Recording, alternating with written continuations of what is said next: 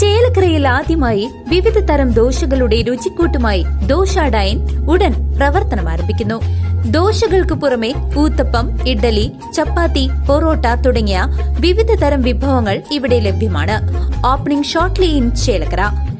East Ottapalam ജുമാ മസ്ജിദിൽ മോഷണം. പ്രതി അബൂബക്കർ വിവാഹത്തിനാവശ്യമായ സമ്മതപത്രത്തിനായി പള്ളിയിൽ എത്തിച്ചത് കുടുംബാംഗങ്ങൾ എന്ന പേരിൽ 2 പേരെ. മോഷണത്തിന് ഒരാഴ്ച മുമ്പ് തന്നെ വിവാഹത്തിനാവശ്യമായ സമ്മതപത്രം ആവശ്യപ്പെട്ട അബൂബക്കർ പള്ളിയിൽ എത്തിയിരുന്നു. കുടുംബാംഗങ്ങൾ നേരിട്ട് എത്തണമെന്ന് പള്ളി കമ്മിറ്റി ഭാരവാഹികൾ ആവശ്യപ്പെട്ടതോടെയാണ് അബൂബക്കർ സഹോദരിയും ഭർത്താവും എന്ന പേരിൽ മറ്റു 2 പേരെ എത്തിച്ചത്.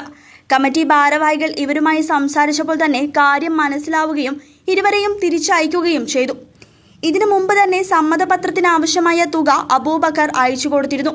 കാര്യം നടക്കില്ലെന്ന് മനസ്സിലായ അബൂബക്കർ പണം മടക്കി വാങ്ങാനായി പള്ളി കമ്മിറ്റി ഓഫീസിലെത്തുകയും അലമാരയിൽ സൂക്ഷിച്ച വലിയ തുക ശ്രദ്ധയിൽപ്പെട്ടതാണ് മോഷണത്തിലേക്ക് നയിച്ചത്.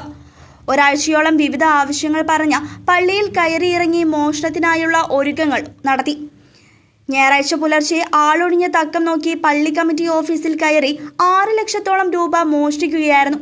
ശേഷം കല്ലേക്കാട് നിന്നും പഴയ കാർ വാങ്ങി അട്ടപ്പാടിയിലേക്ക് പോകുന്നതിനിടെയാണ് പോലീസിന്റെ പിടിയിലാകുന്നത്.